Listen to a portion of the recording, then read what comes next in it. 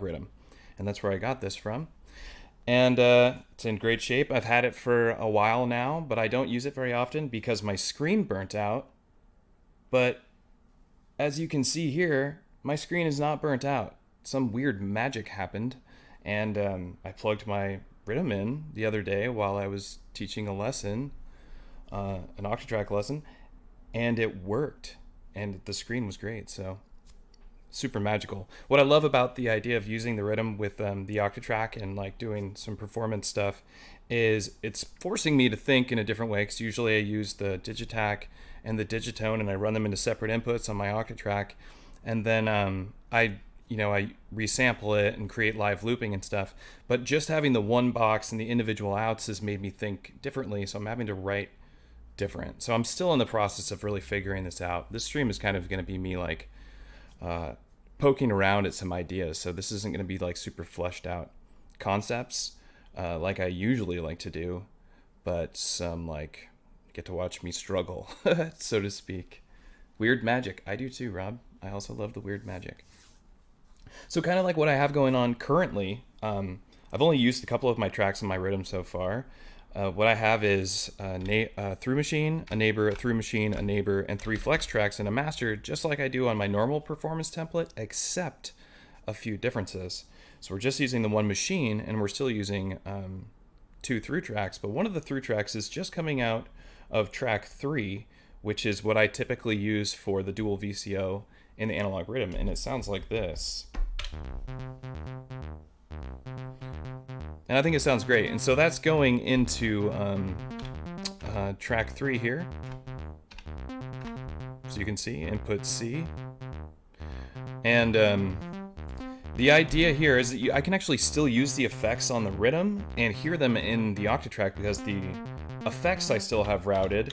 When you go into your audio routing setup here, you choose, I have it not being routed, right? I have the track itself not being routed out the main outs, just coming out the individual out, but I'm still letting the effects go through the main out, so I can still parameter lock the reverb and do all that cool stuff. Which also creates some like interesting effects, right? That's a different way of approaching things. Let me stop that for a moment. Yeah, so I'm having to think a little bit differently. So what I wanted to do with my Octatrack in this setup is I'm using these flex tracks, and they're actually all borrowing from the exact same buffer. So what I can do is I can arm the record track on track 7, and so watch this. Hit play here, and I will start recording. Recording this little bass line. You know, actually, let's do it with some more elements playing. All right, arm it again. So here's our recording. Cool. So now, the way I have it set up is I could go into scene 14 and 15, and they're going to be new versions of this recording, but they're all in the same buffer, right? So right now I won't do anything because I don't have anything set up. Like this is what I'm doing today as I'm setting this stuff up.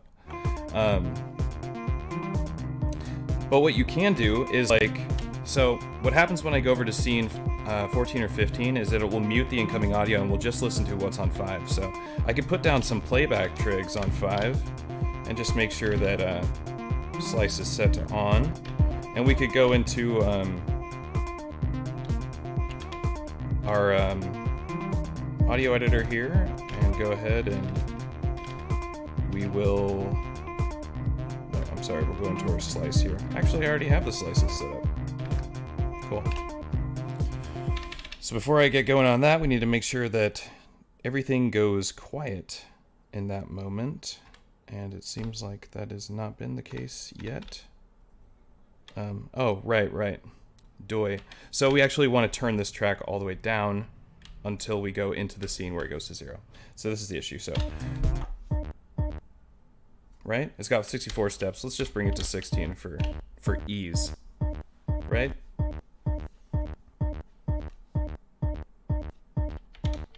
That's what we got so far. So we can go in and we can do like some like live resampling, right? So we could go while it's listening to the actual live input, we can go into our audio editor, go into slices, and let's just create some random locks, right? And now we can go over here and get this randomized version of it, which is sounding totally insane because it needs to be resliced. Let's create a slice grid again. We'll just do 8 slices, and now we'll do create random locks. So we can do that live, right? I can take some elements out, and let's record this version of it. We'll stop it, skip straight to it. So this is the idea. It's like, it's not perfect yet. I gotta find something that actually sounds good every time, so here we go. That's kind of wild sounding, because it needs to be more random. But we can also kind of go in, we know we have 8 slices, so let's change some slices.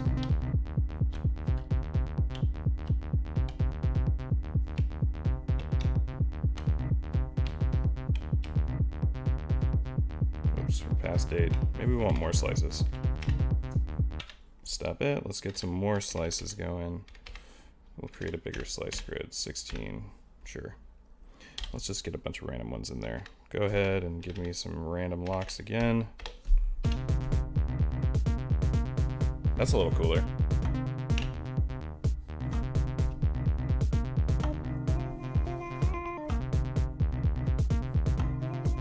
Cool. So now I have this, the idea is that I can resample and then live remix it. But you have to come up with a cool strategy for having that be effective. Like that, this one turned out kind of cool, right?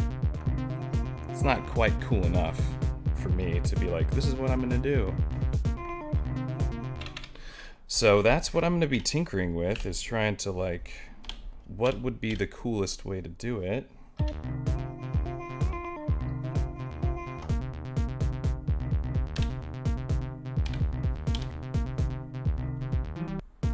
That's kind of cool.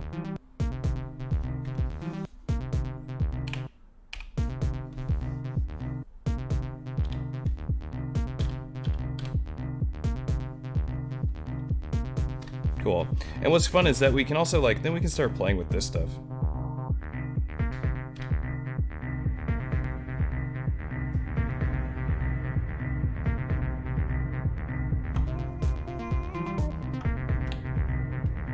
You know what we could do too, is we could actually resample that, right? Oh, you know, I'm forgetting. Make some really wacky stuff right there.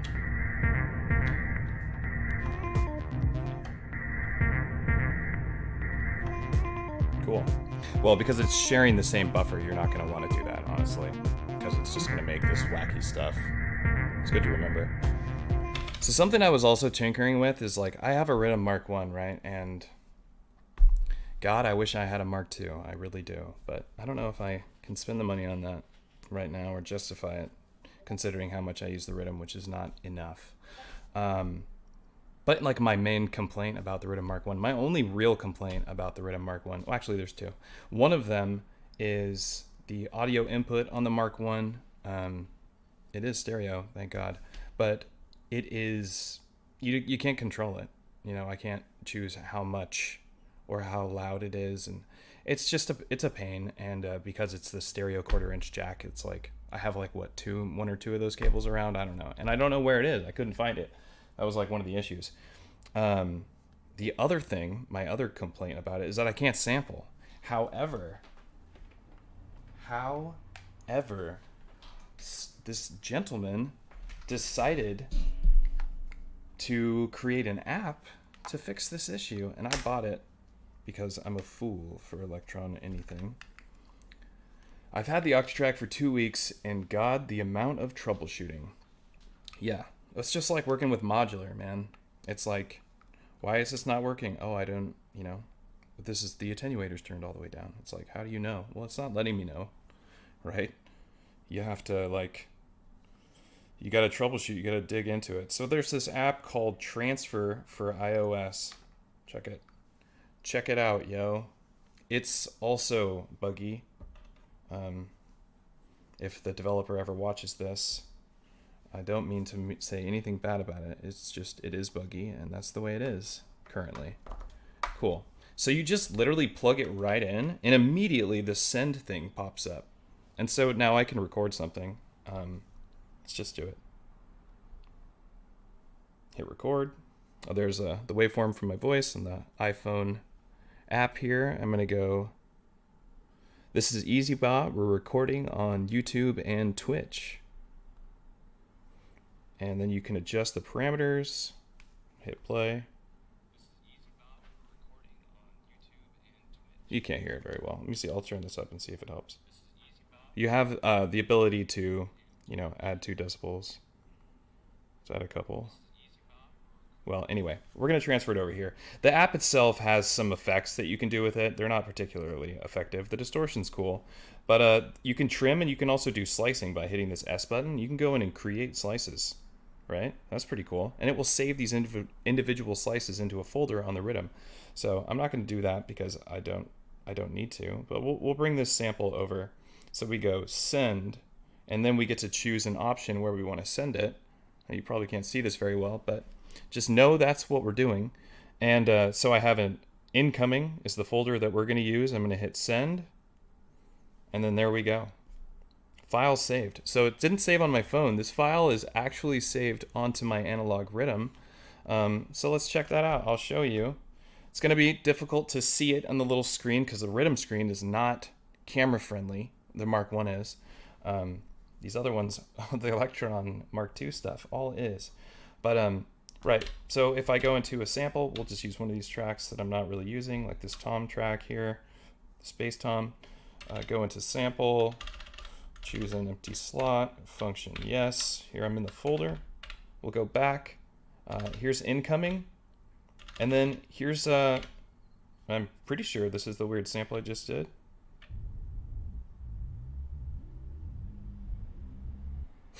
Not sure about that. Okay, wait a second here. 2/19/36. I don't know what date that is. Hang on here. Hang on here. Let's try it again. Like I said, it can be a little buggy. Okay. Oh no, that was the sample. I guess I had totally destroyed it. Let's do another one. I guess it did work. Not buggy. Not buggy this time. The bugs that I'm talking about is that it just randomly crashes, and then you have to reopen it, which is really, honestly, not that big of a deal. So let's go back into the record thing. Okay, we're recording a new sample. Stop. Oh, it's going to record the stop. Okay, here we go. Send, incoming, send. We'll watch. We should be able to even see it show up. So we got a new one in here. It's got to be this one, right? No, this one. Oh, you can hear it. Okay, cool. So I obviously have some settings here making it sound crazy. We'll clear these settings. And let's go back into the sample menu here. And let's listen to it again. Whoa. Okay, we're recording a new sample. Oh, there we go. Okay, we're recording a new sample. So I just recorded a sample right into my Analog Rytm. Stop. Right? Okay, we're recording a new That's sample. A game changer for Mark 1 users. Okay, we're recording a new However, it costs, you know, as much as it costs to get an iPhone. I think maybe he has it on Android. Plus the camera kit. And plus the app, which ends up being like $15 in the end. But you already have an iPhone, don't you? So just buy the app and get a camera kit, plug it into your Rytm, and now you can sample. There's some other stuff you can do. You could record samples from other apps on your phone, and then go through the folder here. No, this is actually the Analog Rytm folder. And I think there's some way of doing that, of getting samples from your phone and then putting them into the Analog Rytm. I don't know. Or maybe it's this button here. Okay, here we go. Search. Cool. Okay. But it has to be a sample that actually works with the Analog Rytm. Otherwise, it won't be any good. But this little app does work, you know? Okay, we're recording. And that's actually how I made this sample here. That's my voice repitched. I was singing into this, and I transferred it over to my Analog Rytm, and now I have new samples in my Rytm. And this is my workflow, right? My workflow is to sample. I sample myself. I love to be as organic with the stuff that I make as possible.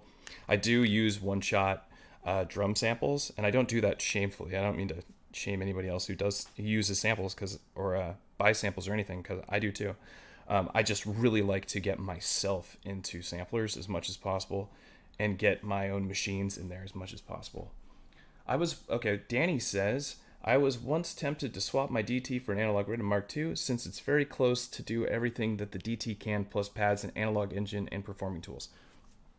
Totally, yeah. There's some really cool stuff about the Analog Rytm versus, I mean, it's their flagship. It's the most expensive device Elektron makes, even though Elektron did just bump up the Octatrack to almost the same price.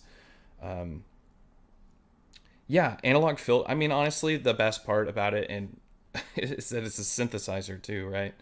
And it has those analog filters. But otherwise, as far as being a sampler, I'm going to go with the Digitac. If I want a sampler, smaller form factor, much faster, pattern mutes. If I want to have the performance aspects, I think that the Analog Rytm can be used by itself better than the Digitac can be used by itself because of the scenes and the performance macros that you can create. The performance macros are amazing. So I had this great idea, right? And I got speaking of that, Shield, what's up, man? Glad you're here. And I got a Fader Fox EC4, right? It's very easy to program. It has push encoders, endless encoders, and I programmed the first 12 encoders, right? Yeah, 12. Yes, the first 12 encoders to like the mix amount on the performance scenes. So basically to velocity or pressure. And so then I made it so it was more like an Octatrack, right? I could just like slowly bring in the reverb or delay. I made all these cool performance macros. Maybe I'll show that to everybody at another time. But the idea of that was that I could leave the mute section here and still use the performance. And then I can use these as fills. Instead of the actual fill button, I just create retriggers, because if you set retrigger to always on, it gets really useful with Analog Rytm. Like for instance, you do have to time it better though. See, there's a little bit, I'm missing it just a little. But if you use it with the regular fill here, let's go to the snare track here. Get out of here. Okay, so if I put a bunch of snares in and we set them to fill, and then we'll just copy those. Thank God you can copy all the trigs at once now.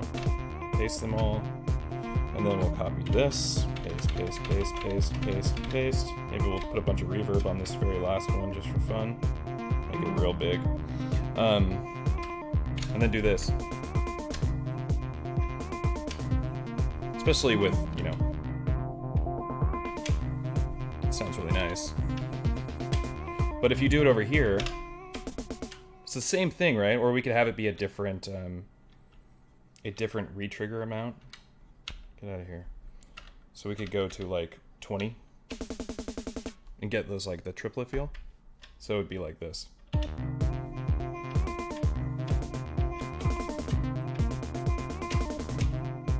But to time that stuff and then still being able to use the fader is really difficult. Echo Opera. Sorry if this has been covered. What is the quickest way to sample the rhythm with the OT? The recording routing always confuses me on the Octatrack. So I have an idea. I was going to do a video on a similar concept about the fastest way to record on the Octatrack, as much as I hate clickbaity kind of stuff. Because I want the knowledge now. But I do believe that it would be the fastest way. I mean, you got to be fast on the Octatrack. That's the fastest way. You get fast. The Octatrack is always going to be, you know, you're the bottleneck when it comes to this device. It's not the device so much. But the way I like to do it is I usually use, in the record setup, I usually use 1-2, but I think the fastest way, so like we'll just go to another pattern. We'll go to pattern 8. And we'll go to a new part. Whoops, we'll go to a new part, which is part 4. So, okay, so we have no settings here. What I would do is I would turn all my tracks level to 127 because we're doing sampling, and create a flex track, and then assign it to the correct buffer, or to the buffer that I wanted to use. I wanted to use record buffer 1. And maybe I would go into the project settings. Love this. Oh, thanks. Yeah, thanks a lot. And then I would go into system, personalize, and you could turn on record quick mode, and then set record to hold. And then now you literally just hold this down, and when you let go, it stops recording. And that's it. So if we wanted to record the analog rhythm, of course we need to, well, watch. So we need to get some audio in. So we could just go. That's the fastest way. I don't think there's a faster way to record on the Octatrack. Right? I mean, that's... Does it go fast? I don't know. I don't think it gets faster than that. Record quick mode plus hold, instant recordings. So you can just do that everywhere, you know? Create flex tracks, assign their buffers, create a template of this exactly when you want to do sampling, and just go nuts. Yeah. Hopefully that answered your question. Shield, what's up? Christoph. Not sure if you covered that, but rhythm performance macros react to MIDI CC. Yo, yeah, I did cover. That is actually what we were talking about. Oh yeah, MIDI LFOs from the Octatrack. That's good thinking. I did not think of doing that. I rarely ever use the MIDI side of my Octatrack because I'm so used to using my Digitac. That's a really great idea. Could make some really weird stuff. It's too bad this, the value in MIDI is it's just 1 through 127. So it's not gonna be super smooth, but it'd be good enough to make some cool effects. That's for sure. But yeah, that's the fastest way to record, in my opinion.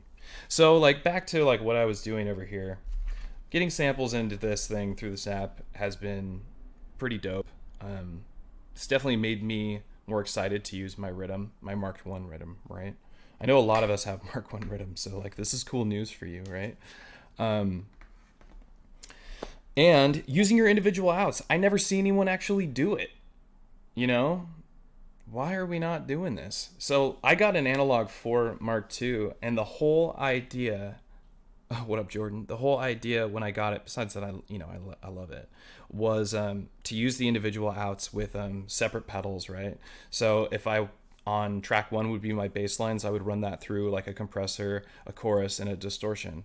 And then track 2 might be plucks and stuff, and that would have a delay with that offers MIDI sync, and then another reverb there, right? And I would kind of only use the onboard effects if I had to. I'd use these primo outboard effects, and that was the idea behind that. And which is not exactly what we're doing here, but it's close enough. So now I've been designing some ideas around the individual outs here. And the best one I came up with was just taking the bass line out from here, because you can do so much with it, right? You can parameter lock a different sample or a single cycle waveform. Hello from Hamburg. Oh, hello, Woo Wooly. I like that name. That's fun to say. And I was thinking that I would use another individual out and run that into another through track and have that be plucks and stuff. And then I would really get into the delay side of things. I'm still on the fence about whether or not I use this resample method here, where I go.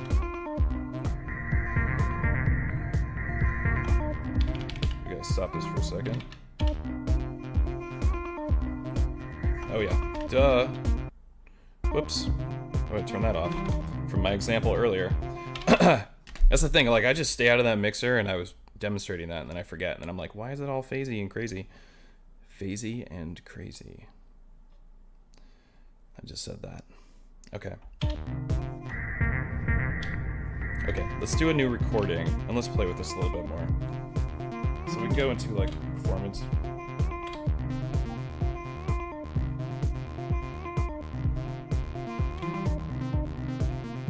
So here's this is like the regular recorded version, or it will be. Oh no. Right. So let's see here. What are you doing? Why are you still recording there, bud? Stop. Okay, you're supposed to only record for 64 steps.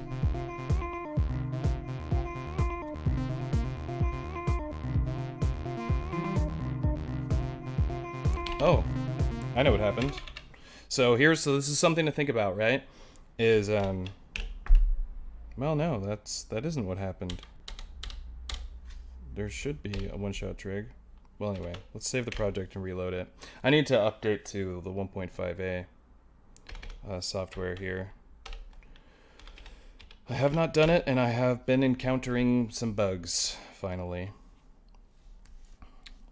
We all love it getting buggy, right? Okay, let's go back.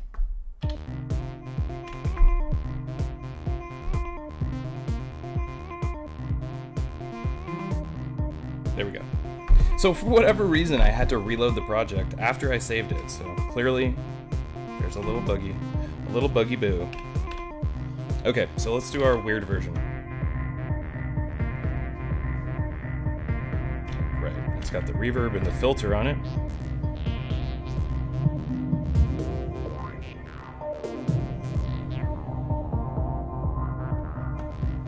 Which would make kind of for a cool transition, right? So we have this scene going.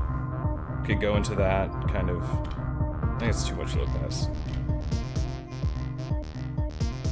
We could repitch it or something. Repitch a couple of these samples down. Oops.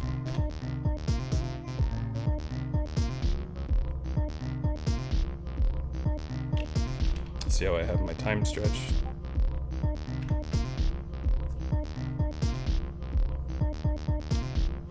Another slice.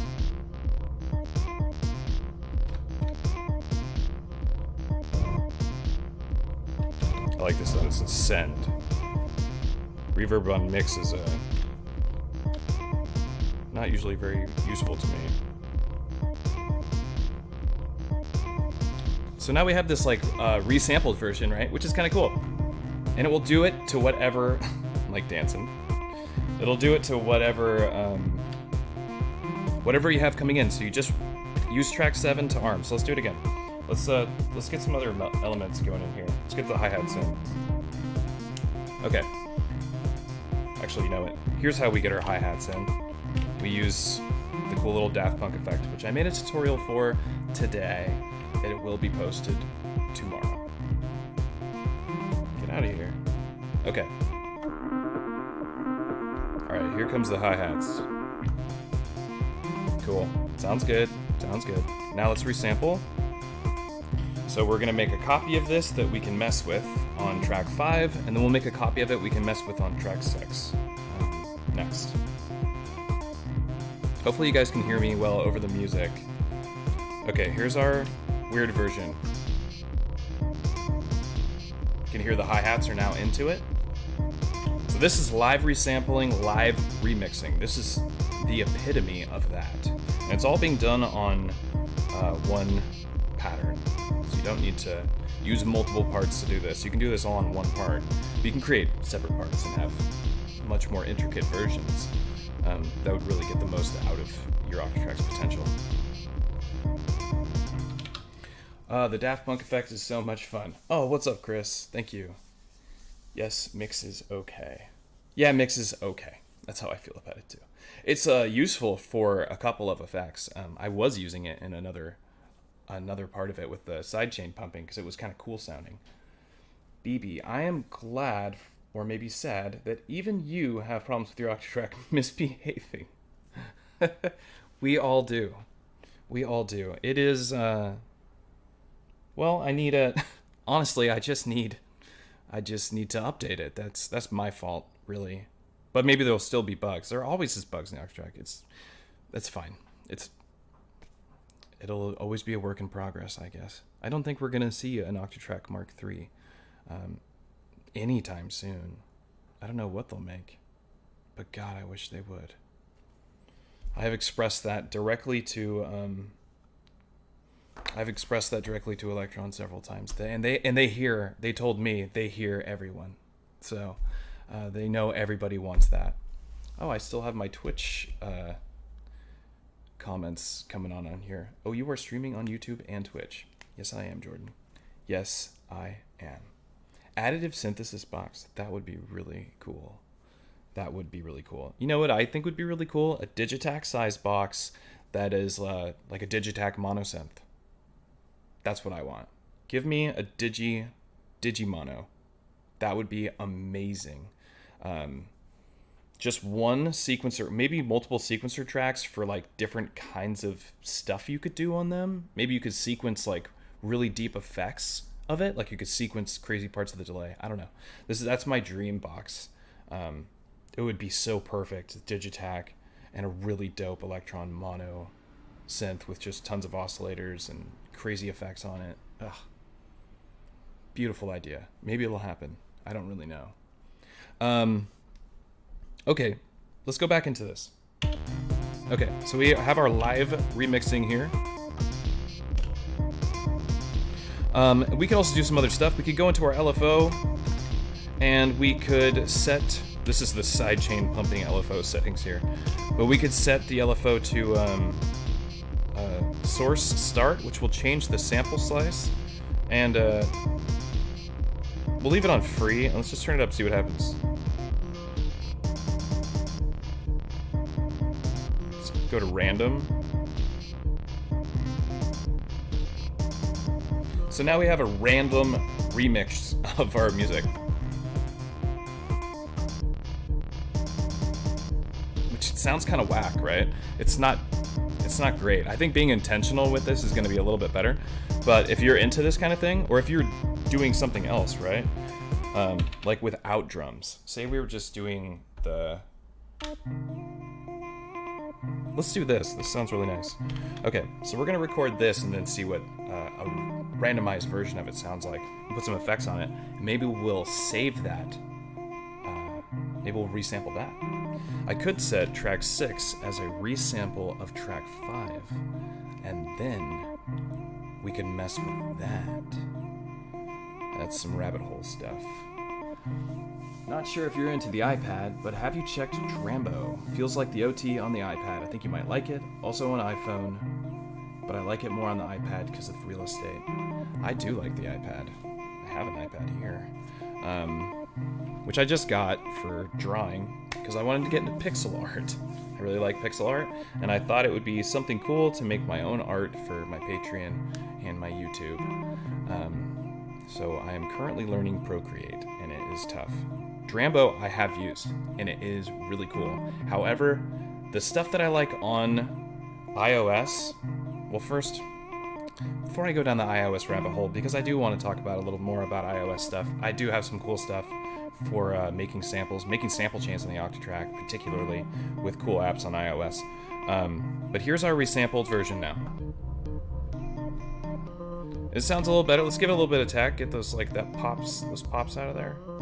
Now, if we turn the hold down from infinite, just turn it off entirely, and then use the release.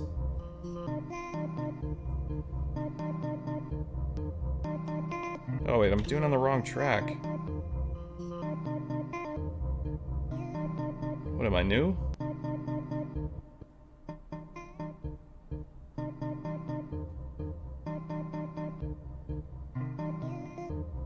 I kind of like that. Oh, cool.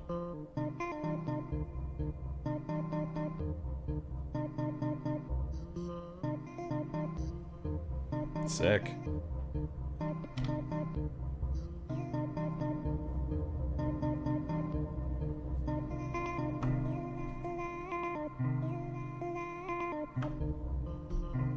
Here we go.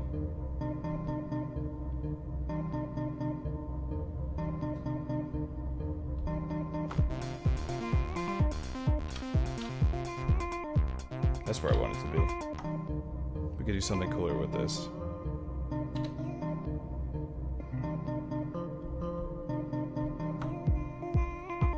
That's cool. That's what it wanted.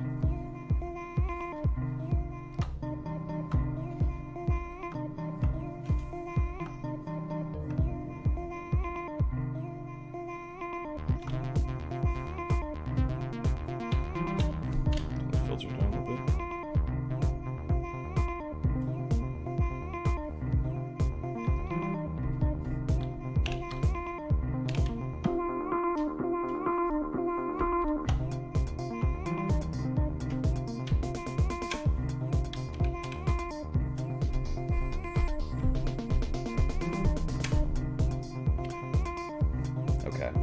So what I really need to do to like get the most out of the Rytm, because I don't necessarily want to use all the percussion that it offers. I don't usually put like a ton of percussion into my music. I mean, I use a good enough amount, but I could do most what I need to do on one track. So for me to get the most out of the Rytm, I think I need to get some more samples in it and make versions of scenes that one version is the synthesis and one version is the sample. So namely for me, the first version would be the one that's sampling, and the second one would be the synthesis, because I want to use samples more. That's what I would do. It's not going to happen today because I don't want to transfer a bunch of samples over, and because that doesn't sound like fun. That's why I like just live sampling, just taking stuff and plugging it in and sampling immediately, because there's something about organizing samples and dragging them into my devices that it's like it's the same thing that it felt like when you were a kid and your parents were like, brush your teeth. I'm like put your samples in your sampler, and I'm like, no, I'll do it myself. I'll do it my own way. What are the big differences between the Rytm Mark 1 and the Rytm Mark 2 other than the visual changes to the button shapes and screens? Well, a huge difference is, well, the pads are a little bit different. They're a little bigger, I believe. The individual outs, you actually have the individual outs all together. These are paired into stereo, so the left and right channels are used for different machines, because you're not actually getting stereo output of this device. You are on the Mark IV, the Analog 4, Mark II, on the Analog 4. You get stereo outs there, but here you don't. So that's a huge difference. But the main gigantic difference is that you can sample into the Mark II, right? That's the big one. Yeah. So if you want to sample, buy the Mark II. If you want to sample, get an Octatrack. If you want to sample, get the Digitac. Or if you have a Mark I, get this iOS transfer app and plug it in, because it works immediately. And it does actually work. So that's fantastic. Anyway, I'm going to get back to what I'm doing here. So we have our weird version here. So I want to make another version here. And what we'll do here, I think, I already have some weird sequence going, but let's clear that out. Let's put, let's just put all these sequences down. And what I'll do is I'll go in here and I will go create slice grid, and we just put down 16 slices, so yes, 0 crossings. So if you ever have like pops and clicks and you're doing, yeah, and mono sampling, yes, true, mono sampling. That's just stereo in the Octatrack and the Deluge, and I believe that MPCs, the new MPCs can do stereo sampling, and I think the M8 Dirty Wave, I believe it can do stereo sampling at 44.1. And anything that can do stereo sampling is awesome, right? Okay, so if you're getting pops and clicks when you're doing live resampling, what you're gonna wanna do is to go back and create a new slice grid. Just do the same slice grid again so that it will say align to 0 crossings. So if you don't align to 0 crossings, like, yes, right now it should remove the pops and clicks. It's not perfect by any means, but it should. And if we also set this to create linear locks, we should have a second version of what we're hearing live right now, but actually sliced. Let's see how it sounds. It sounds like nothing, because they are not aligned yet. Oh, probably because I haven't turned slices on. No, I have. Let's see, what are we doing here? Okay, amp volume to 0. We have all our triggers down.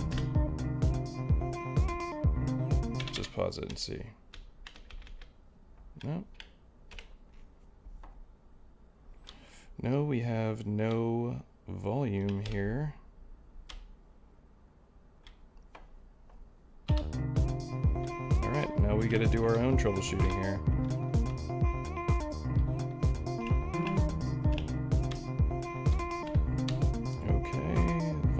To max, so it should be,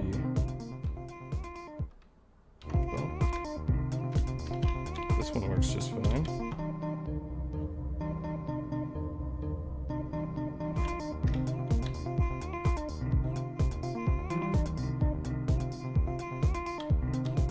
Oh, whoops, that one's supposed to go to -64 in this scene, and this one to that.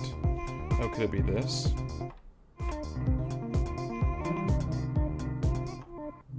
It is that. There's also an LFO. There's always debugging. Well, partly there's debugging for me because I am taking my other template and I copied a version of it and now I'm remaking it. So I'm taking stuff. There's already a ton of settings already set up. So it's like, and they're not set up for the setup. So like I said, you're with me for the grind right now. So let's go back to it. I know we're almost there. Yeah, it sounds a little crazy because we can hear that. Now it's better. Nice. But the LFO is still going. Stop it. Okay, there we go. Okay, now when I do a sampled version of this, we should hear it accurately. You can see it's filling the buffer. We used track 7 to arm this, and we're filling the buffer on track 6.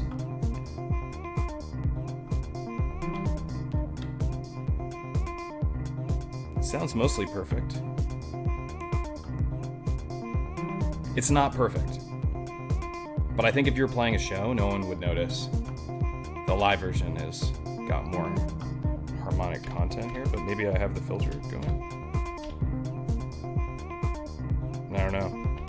Anyway, you probably can't tell because you're not here. So it's working. All right, cool. So now we are actually listening to a sliced version of the live recording. So if I went into the source menu and turned up these retrigs,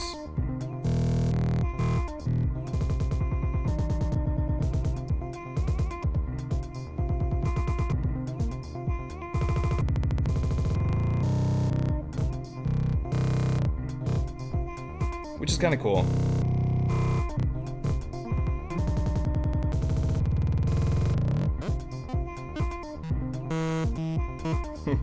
What am I going to do with that? Nothing. But what I would do here is like maybe we could try the LFO here and have it change slices.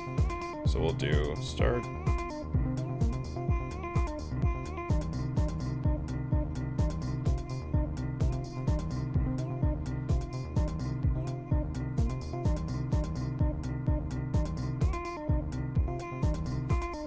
It's definitely better than the other one. When jumping to a new song, can you sync scene transitions between the two devices?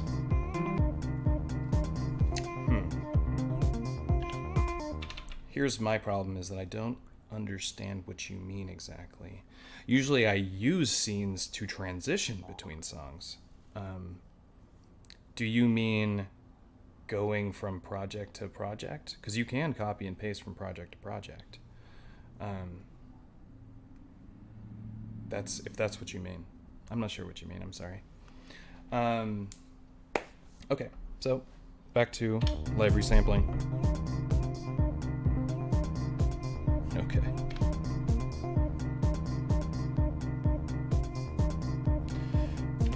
And then we still have our quick record set up, don't we? Record quick mode. Yep. You know what? I'll just leave it on. We'll live dangerously today. Okay, So we could use we need to use our LFO here. I think that's how we're gonna find like something interesting. We could do it on the RAID or something.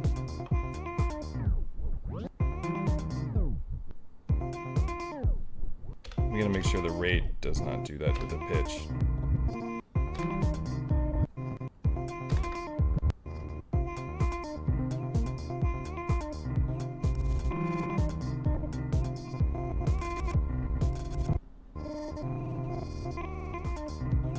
That's kind of cool. So what if we do this?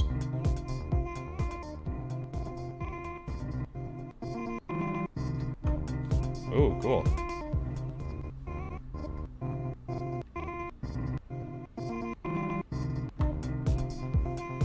Actually turned out pretty decent. Okay.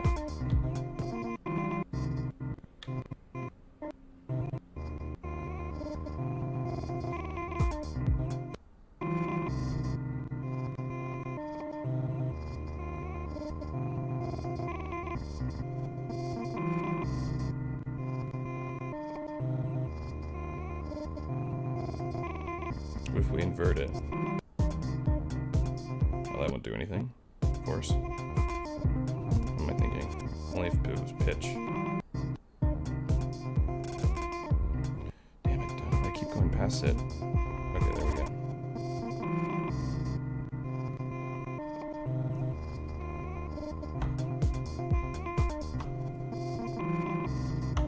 Oh, I actually really like this. Okay, this is a cool effect. What else can we do to it? Flange it or something? Let's see.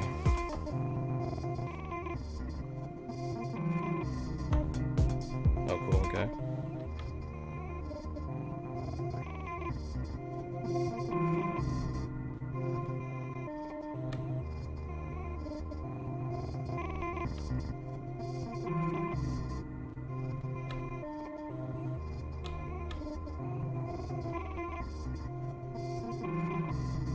Leave it on 32.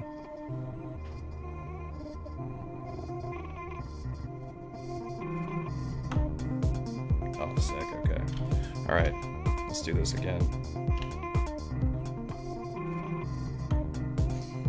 Turned into a really good transition. That's great.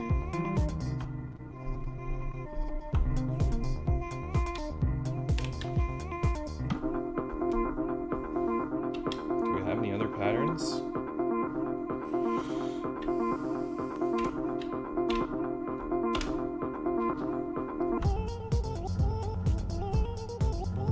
Oh.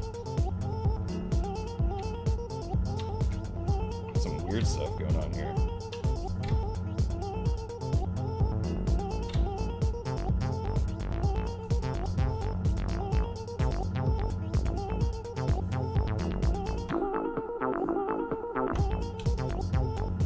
Try and see how this one sounds when we do our crazy resampling technique here.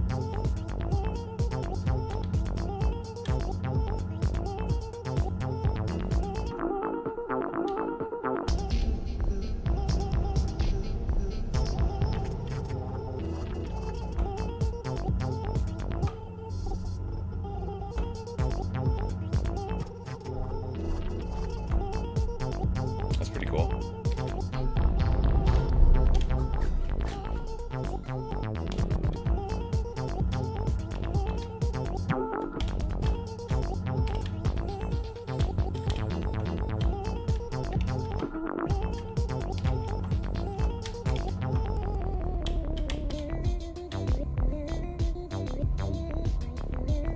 So another cool,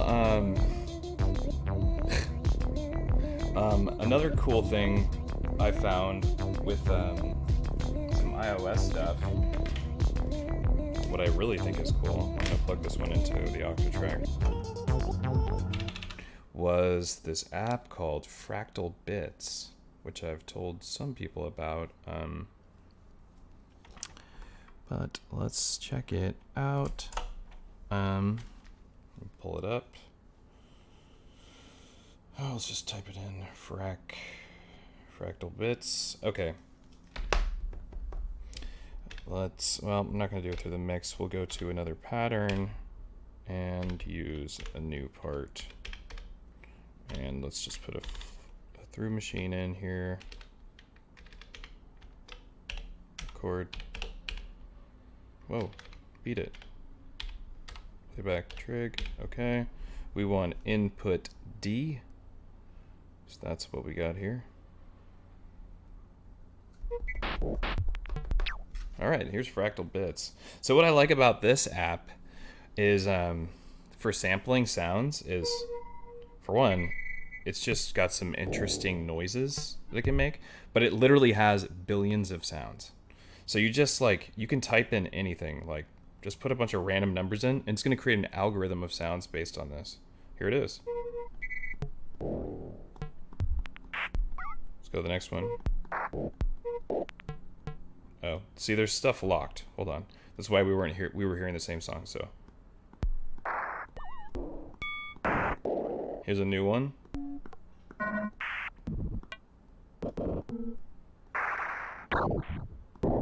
And then you have these effects to choose from. That just makes everything sound the same. Big reverb. And then, like, what's cool is that once you find a sound that you like say we're like, oh, I found my kick drum. All right.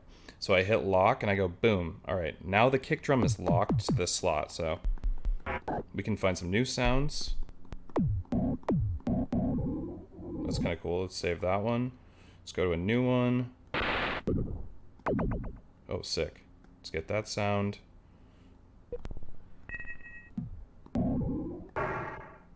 And they still need to be stereo.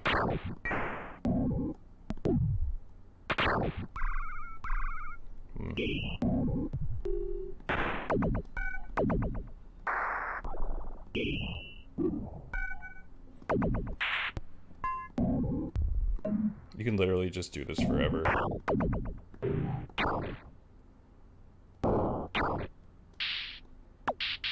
There's a hi-hat. Okay. All right, well, you get the idea, right? It's cool. So there's unlimited sounds that you can get out of it. And then once again, you got to use these stupid dongles for everything. But then we could go into, we have everything set up as a quick record. The quick record setup here. We don't really need to use a through track. Why don't we use a flex track? And set this up with hold, because I like it. And we'll just let it record whatever it needs to record. We don't need a playback trig. And we'll go in and give it buffer 1. And let's I guess I'll do it with one hand. I guess it would make more sense not to use hold at this point, but it doesn't matter.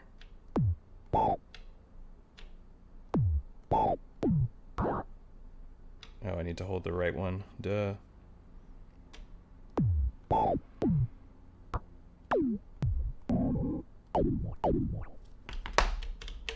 Let's go in here. I actually do like to use the fade in and fade outs. Okay.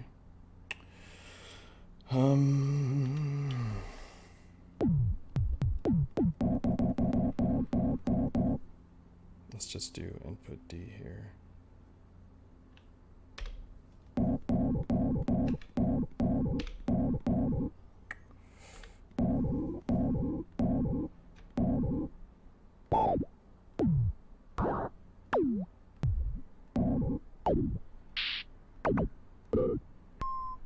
Cool. So we got all our sounds.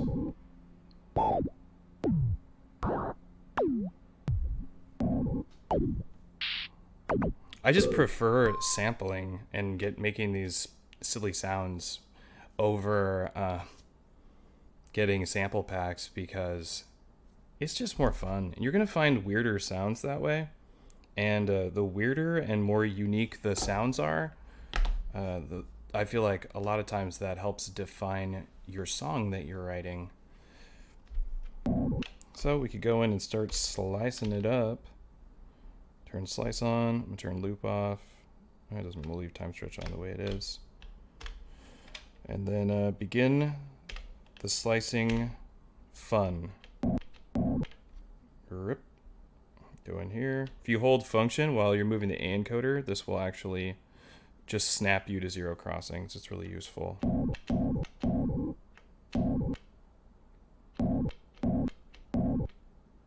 I think that click is actually a part of the sound, so it's not actually that it's a transient mistake, so to speak. All right, let's go forward. We got one slice. Let's put one here. We'll stay zoomed in. Cool, cool. Let it fade out nicely. And keep moving. We'll put a slice in here. Zero crossings.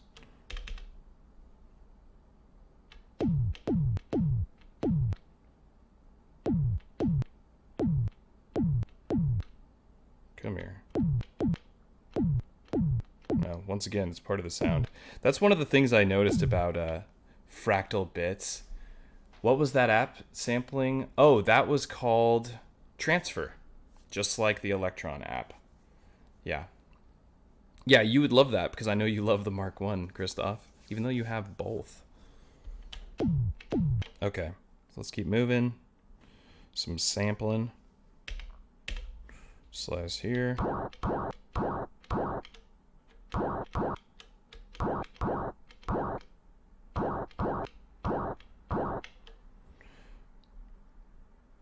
And slice here. It always has that goofy transient. It's a part of the app. Whatever, though. All right. That's actually a weird kick. And I like it. It's weird, and I like it. Okay. I'm going to move past because I don't want that initial click sound. There we go. That sounds great.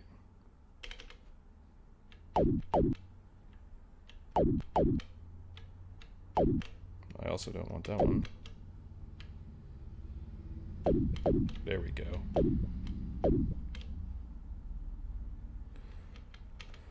So how's everybody doing anyway? I know this part is just, this is like the grueling part of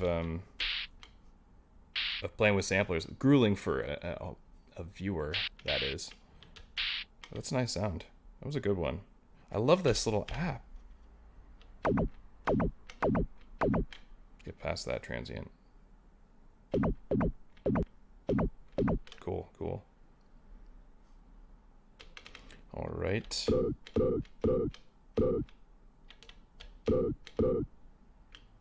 Actually, I think we can do it right here. Move you a little. There we go.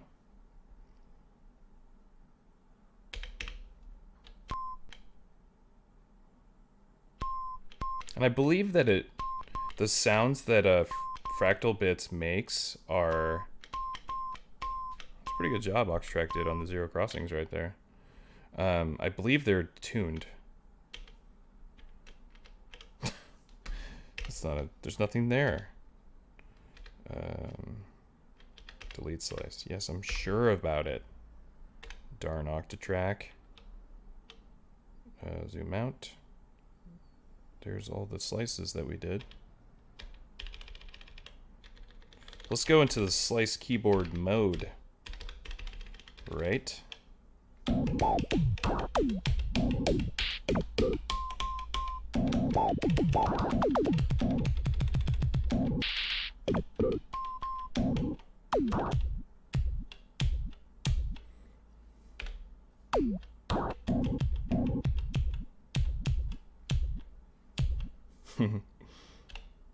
Okay.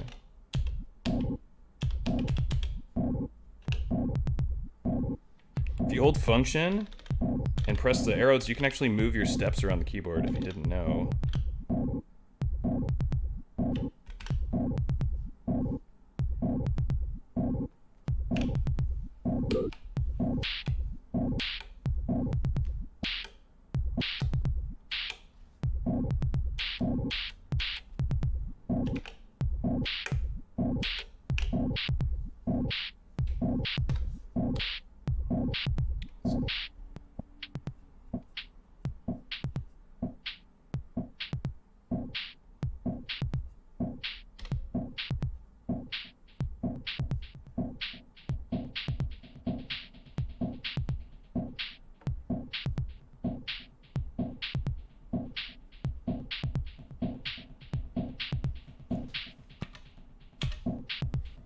So now we could actually use the analog rhythm here with this. So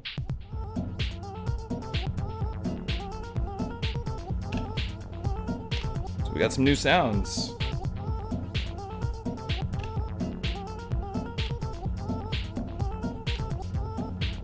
Let's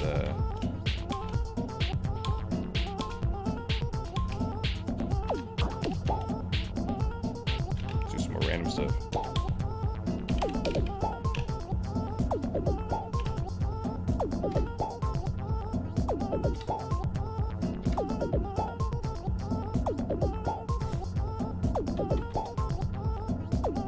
We don't have any effects on this because I literally just made this from scratch, but it's just fun. Like, once you get to know the devices well enough that you can grab this, move. I haven't left the project. We haven't loaded into a new project. We're still in the first one. I just switched parts. So now I can go back over to track 1. It moves me back to part 1. For those of you who struggle to understand parts in the Octatrack, think of parts as a drum kit. You and the sequencer is the player of that drum kit. It's sequencing the hits on the kits. And this is your kit. And that's really as simple as it gets. Those kits are memorized into the pattern. And that's it. Okay, so here we go, back into this. We gotta turn the mix back down.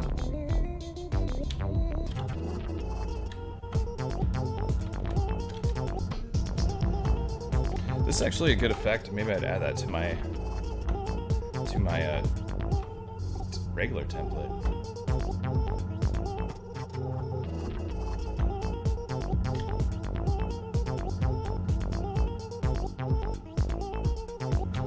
I think there's a lot of reverb on this.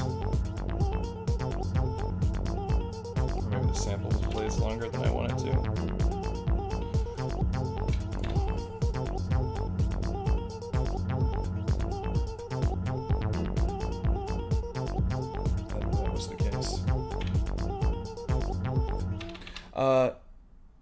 Anybody have any questions about anything?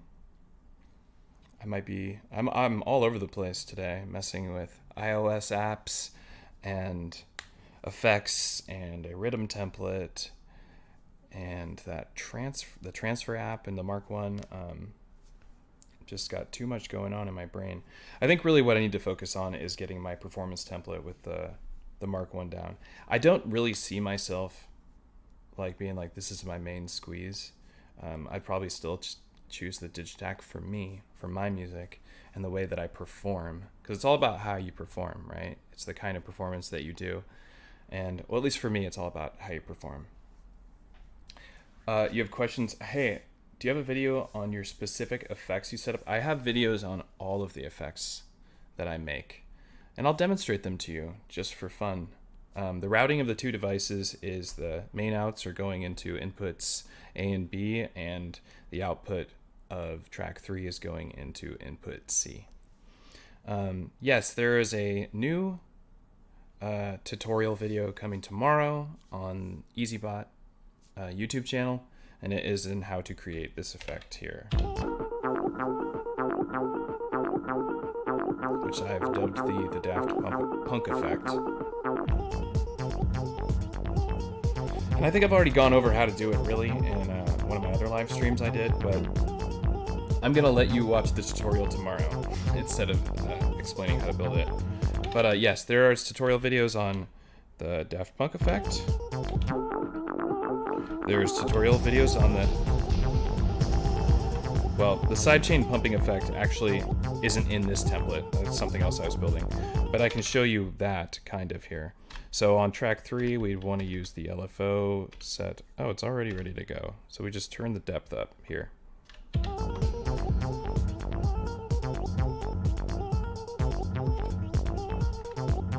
Because this is, yeah.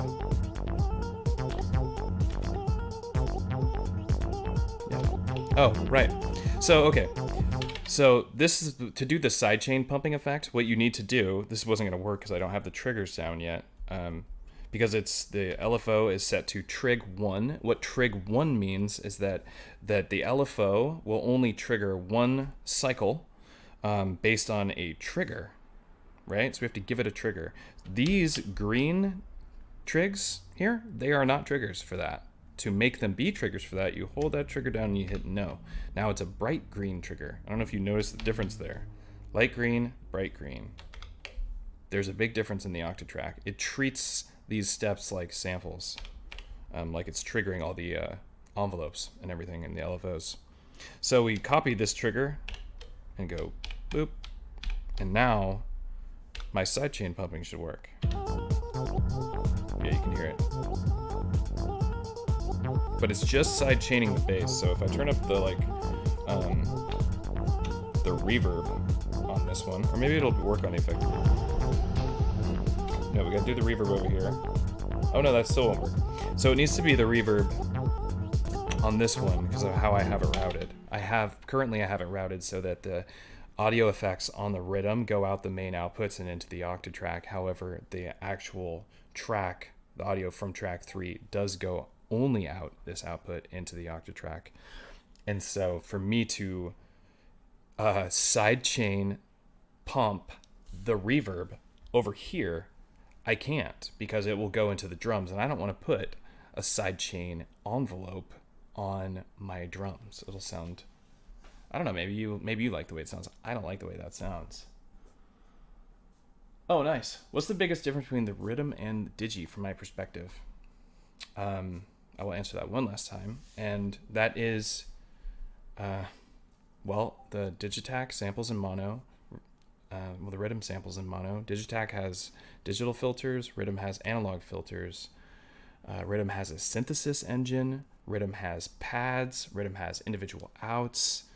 Rhythm has better distortion. It's digital distortion, analog distortion. I do think the effects in the Digitac are better. The reverb and the delay both sound better to me in the Digitac. And the Digitac is much smaller and cheaper. Digitac, what else was I about to say? Oh, the Digitac can be your brain. The rhythm is not the brain of the brain hub, right? The Digitac is the hub, right? It's got it's got the MIDI LFOs, and it's got all the tracks for sequencing other pieces of gear. Sequencing outboard gear on the rhythm is it's not good compared. It's not good at all. I wouldn't really use it. It's just kind of like it's just an extra feature they threw into it. Yeah, I mean, that's the Digitac has pattern mutes. That is the most powerful thing I talk about all the time. Pattern mutes are amazing. That's partly why I ended up first using the Octatrack as a performance mixer. Keone. Yeah, I would say I hope so too. I think that if they do make a Mark III, I hope they do a lot of new stuff, a lot of different stuff. I think it should function more like the Digitac like Digitac format, the way the Digitac moves, but with all the abilities the Octatrack has. What are the different kinds of triggers? There are 4 kinds of steps, basically. On the Octatrack, are you asking? But there are 4 on the Octatrack, right? You have your actual trigger, which can play back samples. Then you have trigless trigs, which is this. And then you have parameter locks, which is this. And then you have live recording parameter locks, which will be yellow. And then you have this, which makes it into a one-shot trigger, right? And they are armed by pressing yes, or by holding the track and hitting yes, which will arm a record version of that. And then you can also arm them with your finger. Yeah. Man, what else was I? I'm starting to lose my my train of thought here. Okay, so I was building something. We have our sidechain working. So what we'd want to do, have this sidechain sound really cool, is we'd actually want the sidechain to pump on the neighbor track. So the audio is coming in from track 3 into track 3. Oh, how convenient. From track 3 into track 3. And we could put some reverb. This is what we'll do. We'll put some reverb on it, right? Or we'll have that parameter locked to this pump effect here. Here's reverb. So So I'm going to clear whatever is going on in that scene and just look through this reverb. Okay, this is what we want. All right, so now that the audio is going in there and we have this like huge reverb tail, because you weren't able to hear the sidechain pumping very well on that bass line. That bass line is not designed to work with that rhythm of the 4 on the floor sidechain pump. It just doesn't accentuate it well enough. But this reverb, on the other hand, will catch the frequencies and carry them across, so we can actually start using the LFO, the sidechain, the inverted envelope, to create a rhythm out of the reverb. So now we'll put the sidechain LFO on track 4 because the audio is going through track 3 into track 4 because it's a neighbor track. So let's go ahead and make sure that we have the sidechain LFO here, which we do. I have them apparently on all of the tracks. And if we turn that up, now we can hear that. There it is. Let's make the reverb a little more apparent. Or in this, there we go.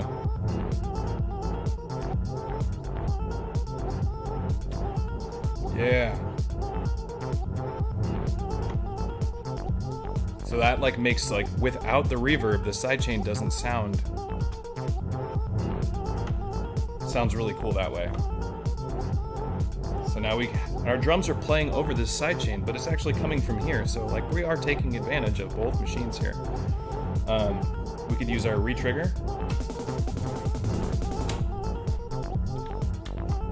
So let's resample that.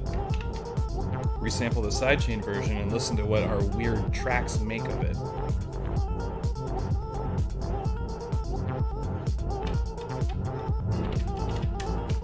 I thought my fills were in there, but they're not. I'm looking at it.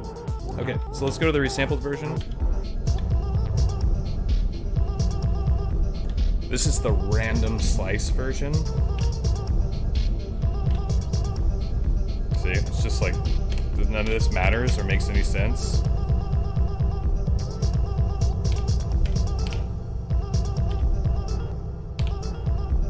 And then on this one, we have the one that's linear locked across. Oh, wow. This is a really cool sound.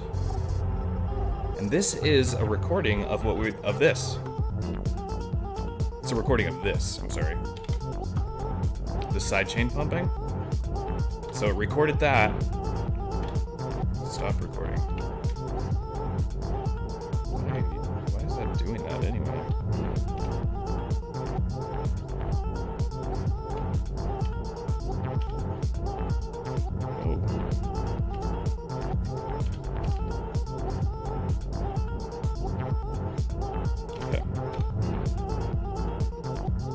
Okay, cool. That sounds nuts. So if we actually, let's try and use that effect and see how it sounds.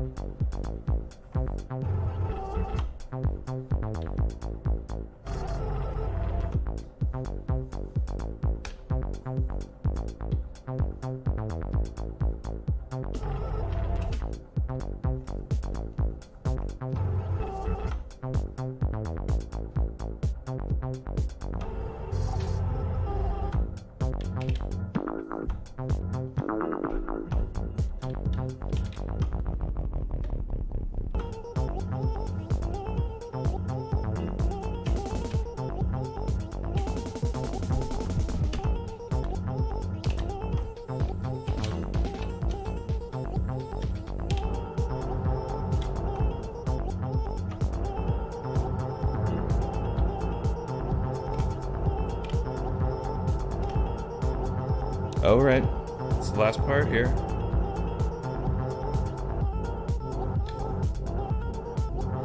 we go. You know what? I'm gonna save this because I think this is some good progress on the rhythm solo template.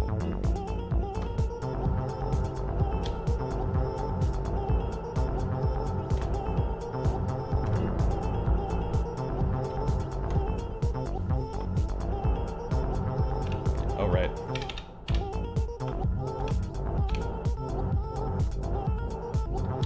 Okay. So this one is low pass of A and B, right? Yeah, low pass of A and B, but leaves the bass line. That's the way it's supposed to be, at least. It looks like it is. What other cool effects do we have on here? Not many. We should do something here. Oh, we need a chorus on our bass. That's what we need.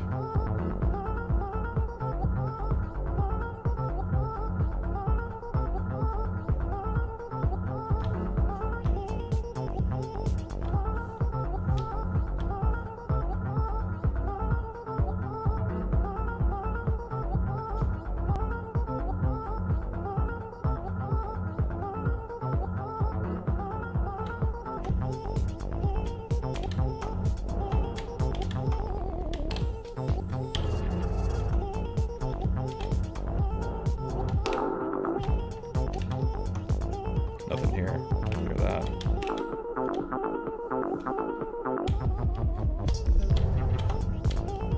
So this is all and it's all a live remix template, right? So anytime these sound like the kind of effects that people build on the Octatrack when they have they brought in samples and they're making all this. But the way this is designed is to do it all from scratch all at once. Let's go ahead and save our parts. Save all. Okay, cool. This is a good thing to remember. Always save your parts and save your project. Let's see how far we can go with this. All right. Let's try and do like a baby performance. I think on track 3 I don't want reverb. And we haven't even dug into all the cool stuff that you could do on the Analog Rytm to resample. Like, need to mess with these scenes more. What is it doing to this one?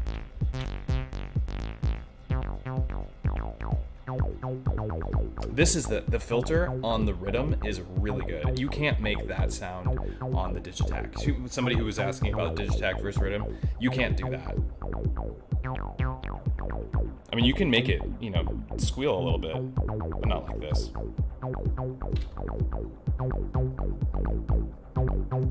We could try and make it go like really 303 style.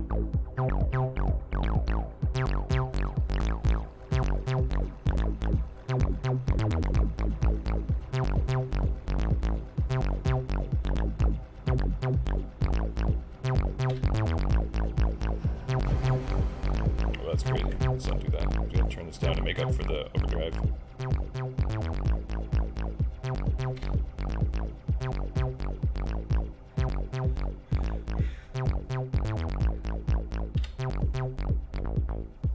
Okay, so we have a scene. We don't want to start on that scene, we want to end up on that scene, so. What else does it do? Let's see.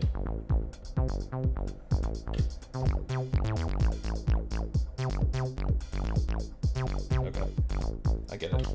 Alright, back. Okay, let's perform our song. The song has begun.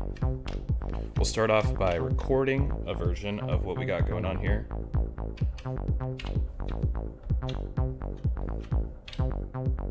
I'm gonna put in the ability to do drum fills.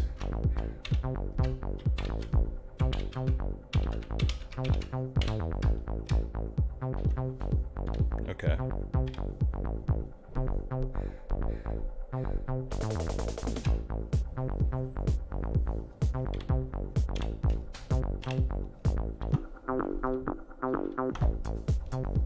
All right.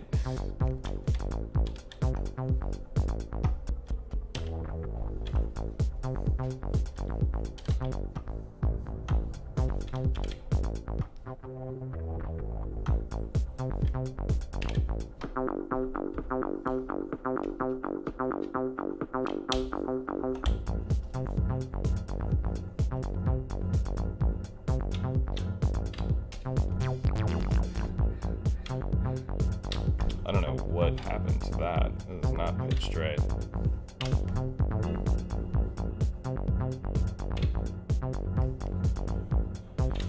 That is a sample. Ah, whatever. Okay, let's keep doing it.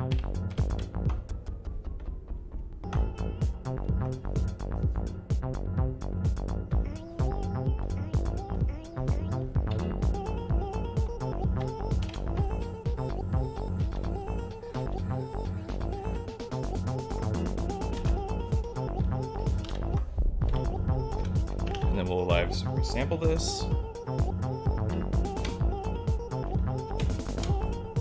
Let's do a different trigger amount for that retrig. Gotta go out of the mute mode. And that's nice, okay.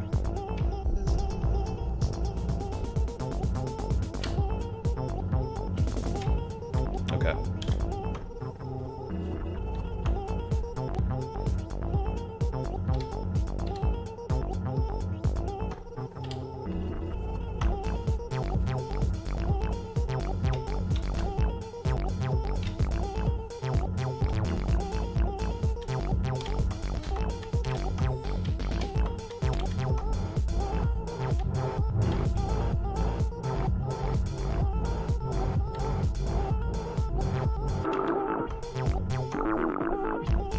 Let's record like a crazy version of it.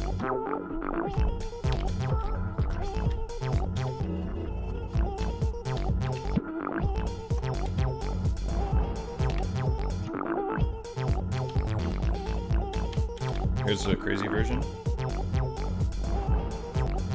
And then here's a crazy version of it messed up.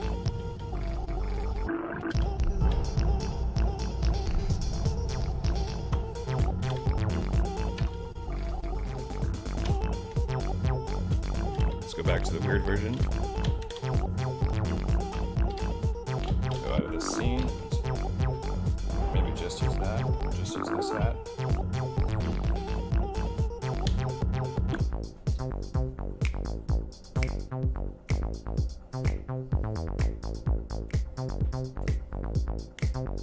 Alright. This turned out really well. Who's calling me?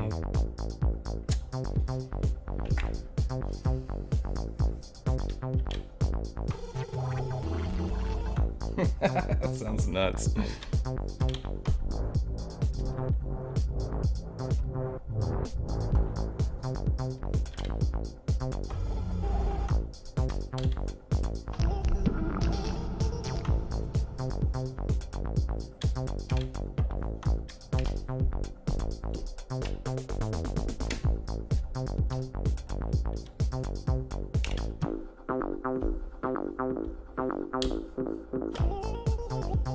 Okay. Template's working pretty well so far.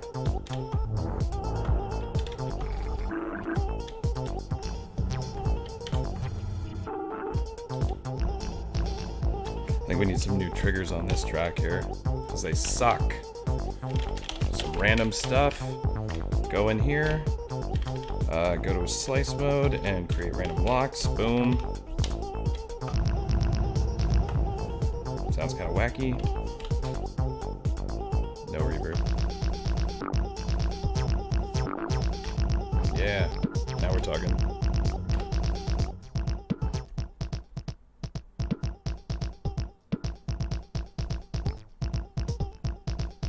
That's kind of cool. We could use our an LFO here if we wanted to the pitch. If we do squares, it'll just like go up one full octave and down one full octave. It just sounds super dumb.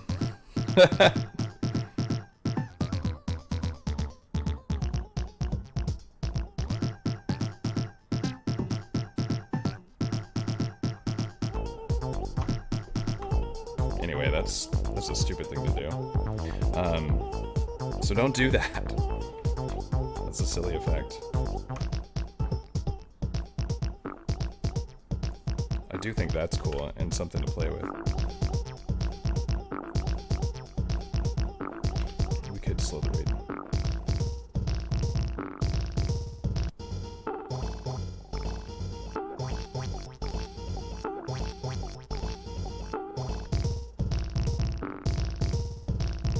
sounds nuts.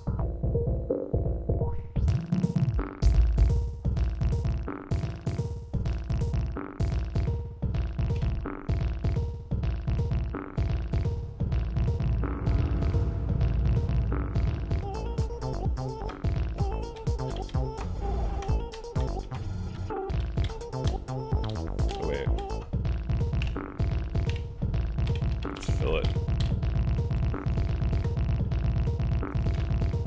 Yeah.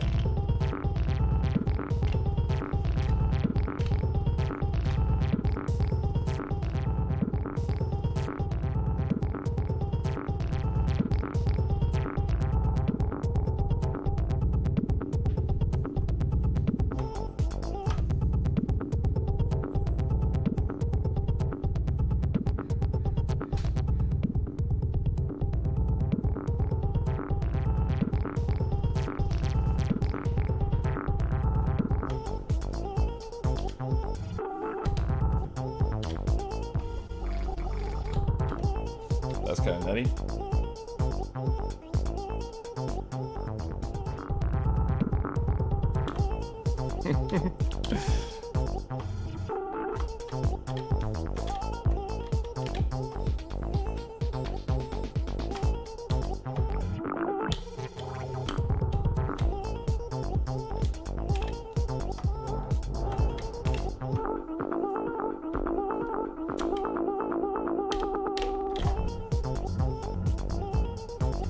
Sample sounds dumb.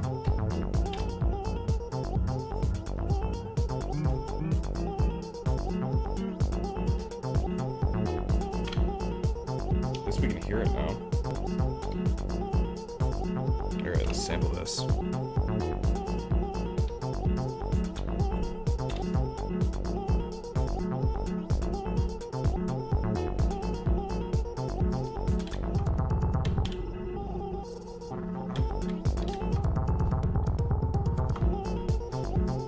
That's nutty.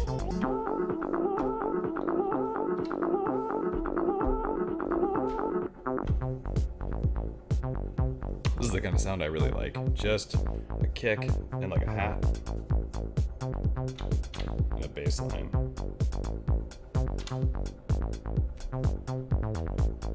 Let's put some like random-ish pan in a different direction a little bit. Use a different filter.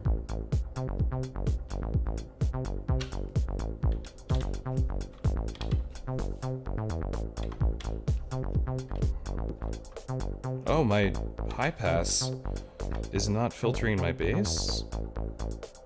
Wow. I guess we need to use the high pass here.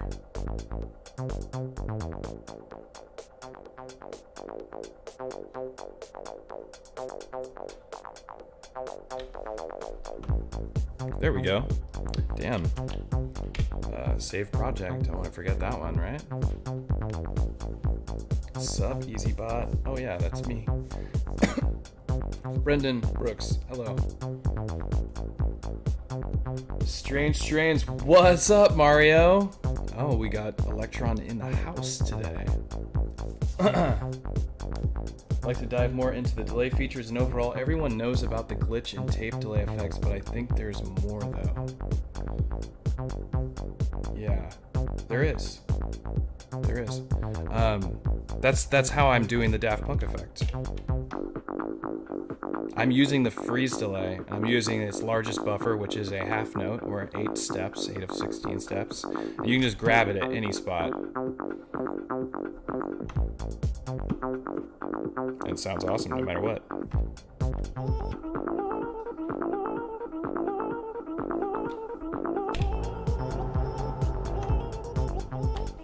But now yeah.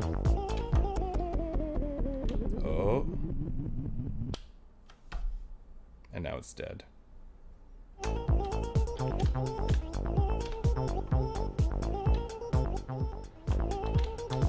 That's because I need to rebuild this one too, sadly. Hey, what's this? Let's have it in here. So for this one to work, it is. Yeah. Oh, I know why. There we go.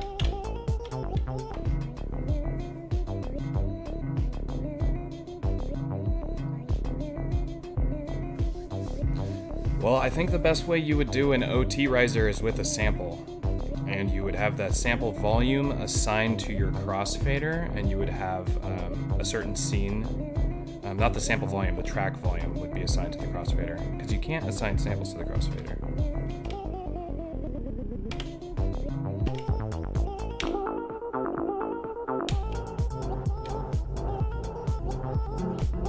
Let's get a different sample in here, because this one's pissing me off. Guitar minor. I barely have any samples.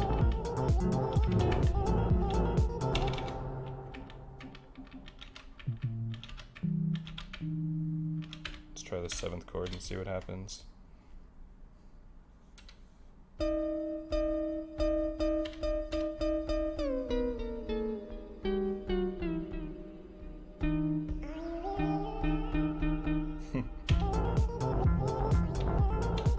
Sounds a little silly.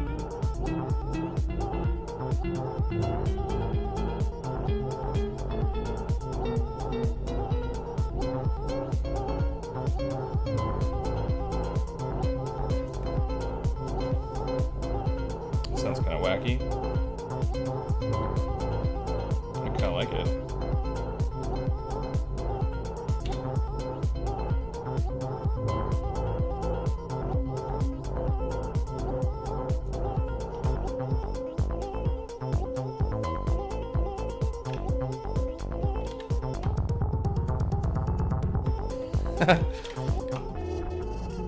There's something really cool about this, right? Okay, so what I'm going to do is I'll play it, and we will go into this Daft Punk effect, then we'll go into, or maybe we'll start with the tape stop, into the Daft Punk effect, into this one, into this one, which is playing sampled verse. So first we'll sample this, so we get this new sound that I brought in, which is only just okay. So let's go ahead to arm it. We hold track 7, we hit yes, we arm track 7. Here we go. Now we have that weird, like, it's definitely out of key. But it will work for this example. There's also a second trigger on there. I knew there was some weird stuff going on. Okay, so here's the resampled version. So here we go. We're gonna go 2 loops here, over here. Okay, tape stop.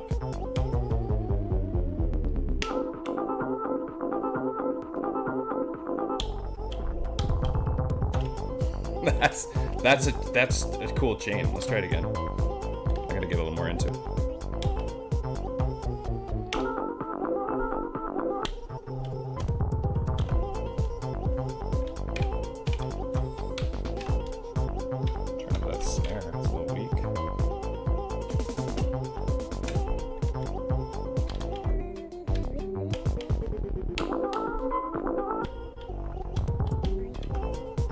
All with live recorded audio. So I have put no samples into the Octatrack here. I'm just sampling it live whenever I want, and then these scenes are set up to mangle that sample for those of you who are just now here.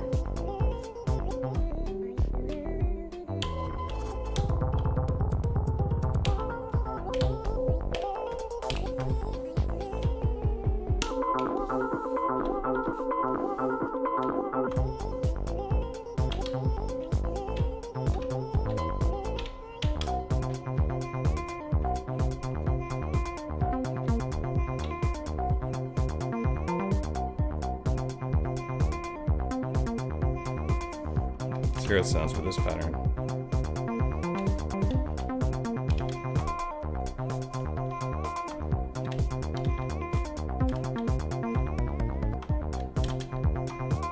Now we have a recorded version of that.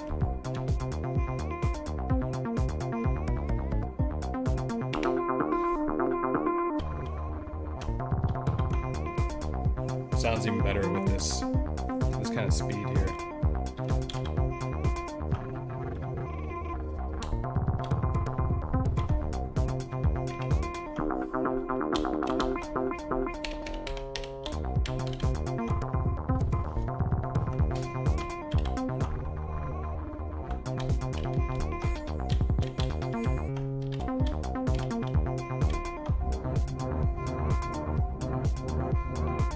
Wow, sidechain sounds really good on this one. So I can just turn the sidechain on so it just stays on, so I don't need to use this effect.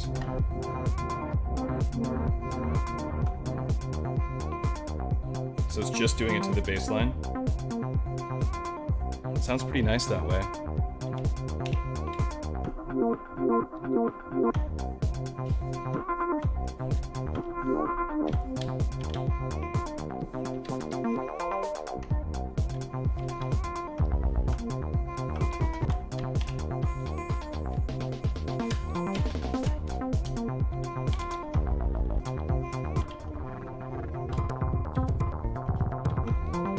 Maybe we should have this one have a little bit more of the bass opening up on it.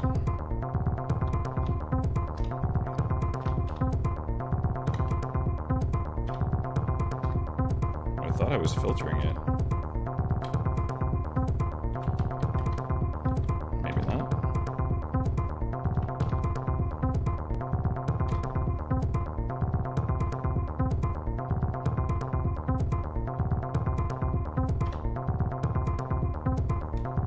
Oh yeah, this one's just this.